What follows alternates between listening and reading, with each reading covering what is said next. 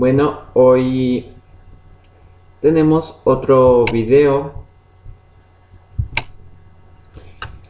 esta vez con el tema de introducción a la fisiología renal. Vamos a ver que el aparato urinario va a tener diversas partes, va a estar conformado de diferentes partes, en la que se compone de un sistema de órganos, en el que a lo mejor el más representativo es el riñón, en donde prácticamente se lleva a cabo la formación de la orina. Posteriormente tenemos los uréteres, cual función va a ser el transporte de la orina desde los riñones hasta la vejiga. Por último vamos a tener lo que es la vejiga, que se va a encargar del reflejo miccional y del almacenamiento de la orina.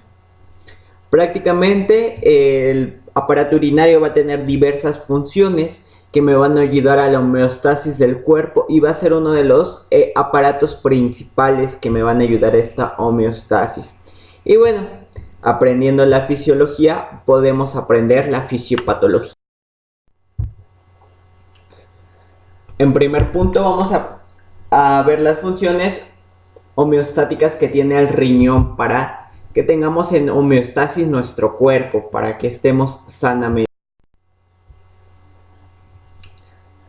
La primera de ellas va a ser la excreción de sustancias innecesarias, tales como la creatinina, el ácido úrico, algunos productos finales de la hemoglobina como la bilirrubina, algunos metabolitos de algunas hormonas, toxinas que pueden ser producidas por el mismo cuerpo, inclusive por algunos agentes, pues pueden ser víricos, bacterianos o de otro tipo.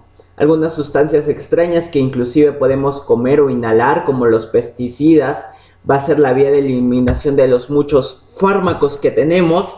La gran mayoría de los fármacos se va a excretar vía renal. Y bueno, ¿por qué no también de unos aditivos alimentarios? Como vemos, se puede obtener primero el nutriente o en este caso un agente extraño como pesticidas o fármacos, y bueno, va a ser procesado por los tejidos posteriormente. Y bueno, finalmente se va a excretar por la orina, ya que va a ser una de las dos principales vías de excreción. La segunda vía más importante, recuerden que es la vía pulmonar. Otra de las funciones homeostáticas del riñón es la excreción de electrolitos y agua. Y bueno, la estimulación de la sed y otros mecanismos de homeostasis hídrica, que esto en conjunto me va a ayudar a la formación o a la regulación hídrica y electrolita.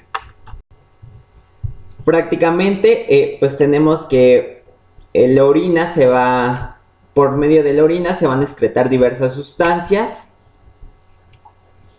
Y bueno, tanto va a haber excreción de sustancias, tanto de agua. Estas sustancias se deben de reponer para mantener la volemia normal y un gasto cardíaco normal. Es por tanto que también me tiene que estimular, me va a ayudar a estimular la sed y otros mecanismos de homeostasis hídrica y electrolítica para mantener en correcto funcionamiento nuestro cuerpo. Si bien ya excreté, ahora debo de recuperar ese volumen con líquido, con electrolitos, para que mi cuerpo siga funcionando de una manera correcta. El equilibrio ácido-base, recordemos las fases del equilibrio ácido-base, la base temprana que está regulada pues prácticamente por el torrente sanguíneo, la fase intermedia o media que está regulada por el pulmón, por los pulmones, y la base tardía que va a ser la última fase o la última de las opciones que va a tener en nuestro cuerpo para equilibrar el equilibrio ácido-base. Y bueno, la vía renal es la vía, si no bien más importante, pero sí la última y la que puede llevar a cabo el equilibrio ácido-base. La regulación de la tensión arterial, vamos a tener la regulación tanto a corto como a largo plazo. A corto plazo va a ser mediante la secreción de algunas hormonas o factores y sustancias vasoactivas, como por ejemplo la renina. Ya estaremos explicando en otro de los videos el sistema renina-angiotensina-aldosterona, pero bueno, va a ser la regulación a corto plazo, y a largo plazo mediante la excreción variable de sodio y agua. Otra de las funciones para mantener la homeostasis que se van a llevar más bien a cabo en el riñón, va a ser la producción de eritrocitos. Recordemos que en el riñón se produce una sustancia que se llama eritropoyetina. ¿Okay? Esta sustancia es muy importante, ya que esta eritropoyetina, el principal mecanismo para la secreción es la hipoxia. Cuando vemos niveles bajos de oxígeno, se va a llevar a cabo el estímulo de la producción de eritropoyetina. Esta eritropoyetina va a pasar al torrente sanguíneo a través de los vasos nutricios. Va a llegar a la médula ósea de los huesos largos y bueno, se va a producir por las células madres hematopoyéticas la eritropoyesis y finalmente hasta que se llegue a la maduración de los glóbulos rojos, quienes pues van a tratar de mantener este mecanismo de oxigenación a todo nuestro cuerpo. También la síntesis de glucosa renal, recuerden que este mecanismo es llevado o conllevado con ayuda del hígado. Y bueno, regulación de la producción de la 1.25 dihidroxivitamina D3. Recordemos que esta dihidroxivitamina D3 nos va a ayudar a la fijación del calcio en los huesos. Tenemos pues prácticamente la vitamina D, que se va a obtener a base de la dieta. Y después va a pasar al hígado, en donde por medio de una 25 dihidroxilasa pues me va a ayudar a la hidroxilación de esta vitamina. Posteriormente va a pasar a riñón, en donde se va a llevar la oxidación de esta por la 1-alfa hidroxilasa. Y bueno, finalmente se va a convertir en la 1.25 dihidroxivitamina D3, en donde posteriormente va a viajar al torrente sanguíneo y de igual manera a través de los vasos sanguíneos nutricios va a llegar al hueso y va a ayudar a la fijación del calcio.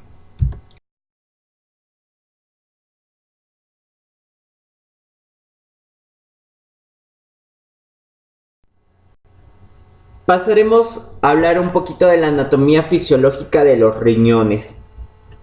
Es importante recordar la anatomía, si bien no a gran escala, con gran profundidad. Y bueno, sí recordar la anatomía que es básica, que nos debemos de saber.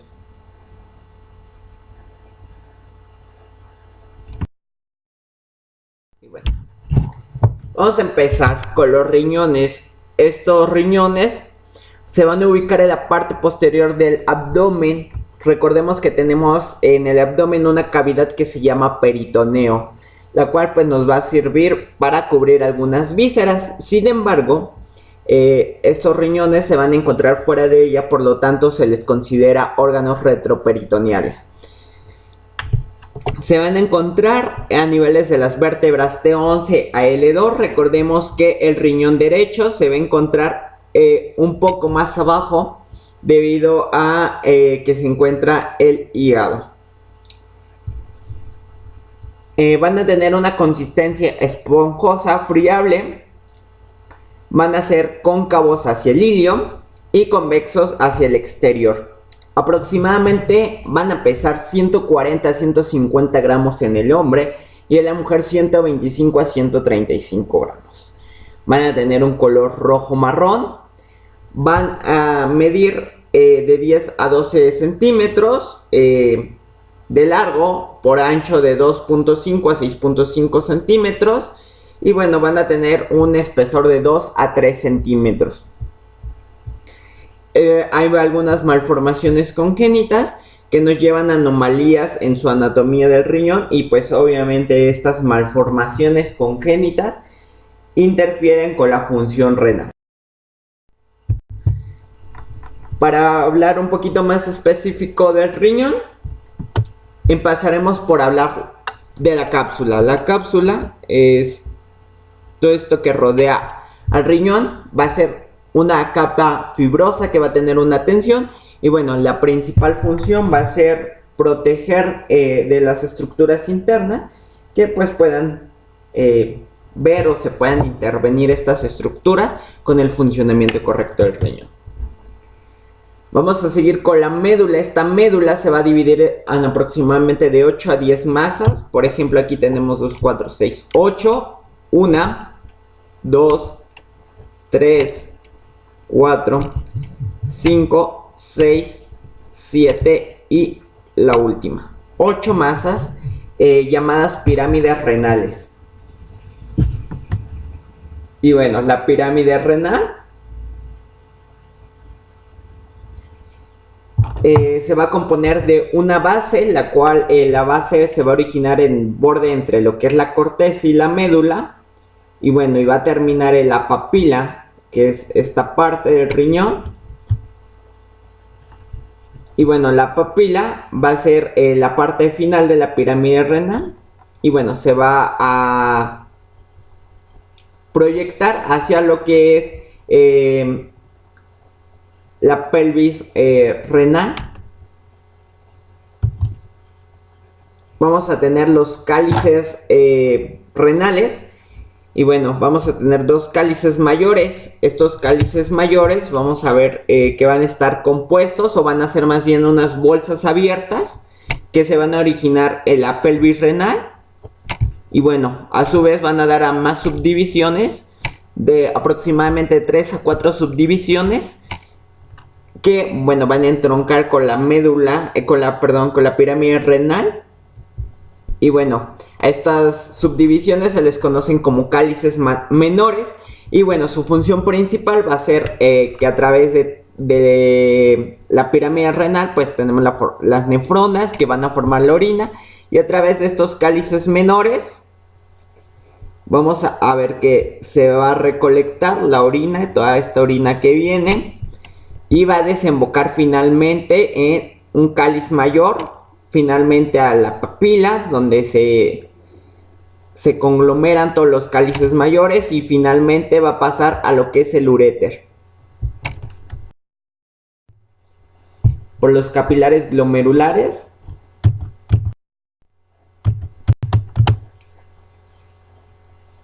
Y bueno, va a tener una cápsula que ya les dibujaba, la famosísima cápsula de Bowman. Y bueno, esta cápsula me va a ayudar, como ya les comentaba, como una coladera para filtrar sustancias.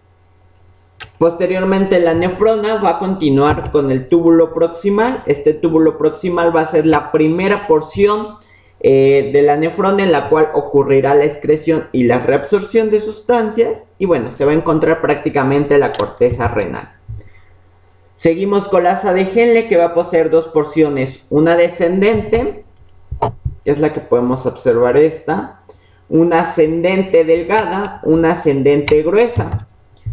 Y vamos a tener que al finalizar la asa ascendente en su porción gruesa, se va a encontrar una mácula densa, la cual va a ayudar, o va a tener más bien unas células que me van a secretar ciertas sustancias que me van a ayudar al control de la función renal. Vamos a tener otras partes de la nefrona, como son los túbulos contorneados distales, este que sigue aquí.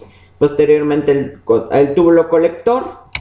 Varios túbulos colectores se van a conectar, o más se van a conectar a un conducto colector, en el cual pues va a pasar estos conductos colectores, van a llegar a las pirámides, en donde van a drenar en los cálices menores, después en los mayores, después en el uréter, hasta que la orina y se excreta. Es importante hablar del glomérulo, ya que el glomérulo es una parte muy esencial de la nefrona. El glomérulo, como les dije, va a estar formado prácticamente por capilares glomerulares que van a provenir de la arteriola aferente. Es importante recordar que la pared del glomérulo, vemos aquí del glomérulo, los capilares van a contener tres capas. La primera de ellas es el endotelio, la segunda es la membrana basal del glomérulo y la tercera es las células epiteliales como tal. Hay que hablar de cada una de estas partes que compone la pared capilar glomerular, ya que van a ser muy importantes para la filtración de sustancias, ¿sí? La primera es el endotelio fenestrado. Va a separar, no sé si alcanzan a ver estos puntitos, y vemos que como tal actúa como una coladera que me va a ayudar a separar elementos formes de la sangre y finalmente va a haber los que pueden pasar a través de la cápsula y finalmente a través del conducto proximal. Y bueno, es muy importante ver que va a tener unas células rodeadas por glucocáliz. Dan de cuenta que esta es la célula. A su alrededor va a tener glucocáliz, el cual va a ser una estructura proteica, si recordamos que va a tener una carga negativa. Y va a repeler esta carga negativa. Recordemos que negativo con negativo se repelen.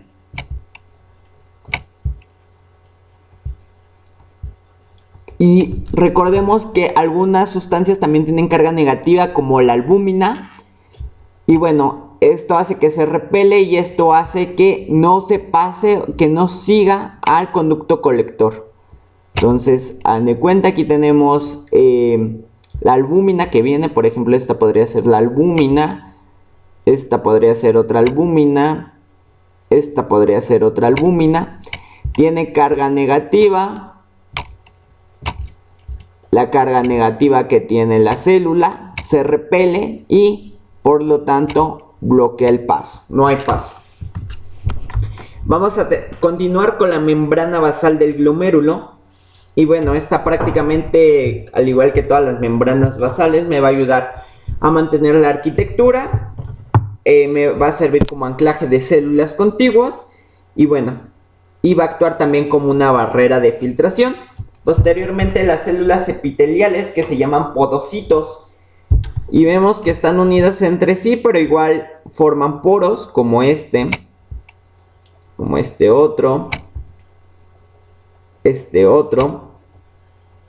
Y bueno, estos podocitos igual van a tener una carga negativa, que al igual que el endotelio fenestrado, carga negativa con carga negativa se repele y hace que pues no se filtra esta sustancia al conducto proximal y por lo tanto sigan su camino estas sustancias a través de la arteriola eferente. Vamos a ver que tenemos diferentes tipos de nefrona. Es importante reconocerlos. Se ven en histología un poco, pero hay que recordarlos. Vamos a tener dos tipos de nefronas, la cortical y la yuxtaglomerular. La cortical se va a distinguir porque, como su nombre lo dice, los glomérulos, este glomérulo, vamos a tener aquí la corteza y aquí la médula, que van a estar divididos por esta línea transversal color azul que se alcanza a ver. Y bueno, la cortical, como su nombre los dice, va a tener los glomérulos ubicados en la corteza renal. Como podemos observar, sus asas de Henle son muy cortas si las comparamos con las de las yuxtaglomerulares. Y bueno, va a tener únicamente capilares. Estos capilares únicamente van a ser capilares peritubulares, ¿vale? Dicen que son aproximadamente el 40% de las nefronas, depende de la bibliografía. Hay algunos que refieren que son más, otros que son menos. Hay algunas bibliografías que agrupan otro tipo de nefronas, las nefronas intermedias. Guyton no lo hace. Vamos con la nefrona yuxtaglomerular. Aquí podemos ver que el glomérulo prácticamente se encuentra en los límites entre la corteza y la médula. Y bueno, sus asas de Henle van a ser muy extensas, muy largas. Y bueno, van a discurrir hasta la médula. Y bueno, los capilares peritubulares me van a dar origen a los famosísimos vasos rectos. Estos vasos rectos, que prácticamente su función es acompañar al asa de Henle. Y bueno, algunas bibliografías mencionan que la nefrona yuxtaglomerular tiene una mayor funcionalidad en cuanto al aclaramiento de la orina, ya que recordemos que pues en el ácido de Henle la función principal va a estar relacionada con lo que es. Hablaremos de la micción. La micción se define como tal como el proceso mediante el cual la vejiga urinaria se vacía cuando está llena. Vamos a tener a grandes rasgos dos pasos de la micción. El primero es en el cual se va a llevar el llenado progresivo de esta vejiga hasta que finalmente se distiende. Y bueno, posteriormente al reflejo miccional que se va a producir cuando ya está distendido y cuando los receptores sensitivos detectan que hay una mayor distensión de esta vejiga y provocan el deseo de la micción. Este deseo de la micción puede culminar en que se lleve a cabo la micción o en que ésta se inhiba. Vamos a hablar de la anatomía de la vejiga. Vamos a hablar del cuerpo de la vejiga, que es prácticamente toda la vejiga, que va a estar compuesta por músculo liso y es la principal parte de la vejiga en donde se va a acumular la orina. Vamos a hablar del cuello de la vejiga. El cuello de la vejiga es una extensión que, como vemos, tiene forma de abanico y va a pasar en sentido inferior y anterior hasta el trígono urogenital, ¿sí? Y bueno, va a conectar prácticamente con lo que es la uretra. La parte inferior, esta parte, también la vamos a conocer o se conoce como la uretra posterior. Va a medir aproximadamente de 2 a 3 centímetros de longitud, y bueno, va a estar compuesta por lo que es el músculo detrusor y bueno, va a contener en ella el esfínter interno, el cual pues me va a ayudar al vaciamiento de la vejiga. Es importante recordar que el músculo detrusor es el músculo que se va a encontrar en la vejiga. Va a contener fibras que se extienden en todas las direcciones, como por ejemplo podemos ver aquí que tiene fibras hacia acá, podemos ver que tiene fibras hacia acá, es decir, en todas las direcciones. Esto me va a ayudar a una mejor contracción de la vejiga y por lo tanto un mayor vaciamiento. Cuando se contrae me va a generar una presión de hasta 40 a 60 milímetros de mercurio, lo que me va a ayudar a que se lleve a cabo la excreción de la orina.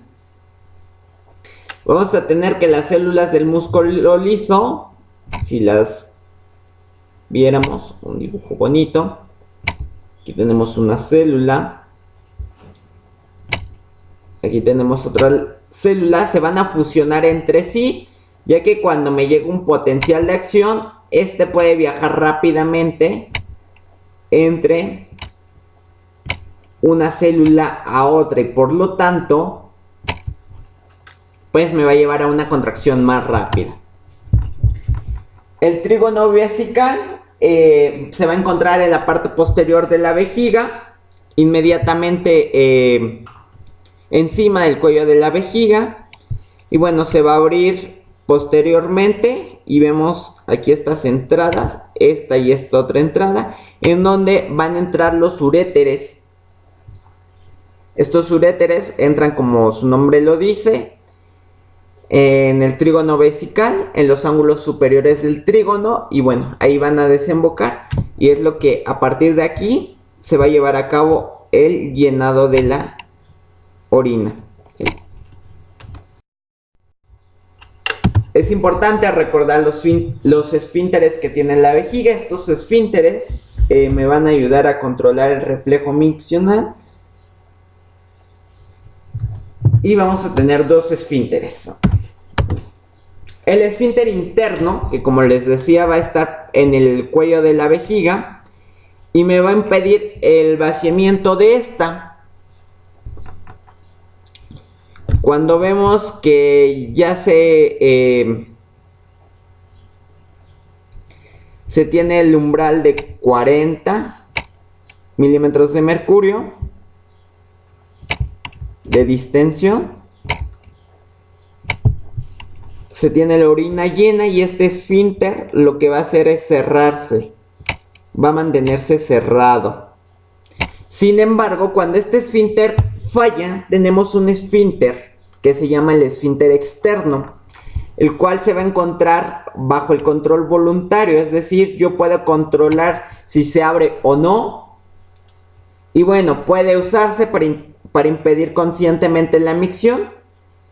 Inclusive cuando los controles voluntarios dicen, sí, si quiero orinar, este esfínter dice no. Y bueno, si se tiene la contracción, no se lleva a cabo la micción. Si se relaja, se abre e inmediatamente se excreta la orina.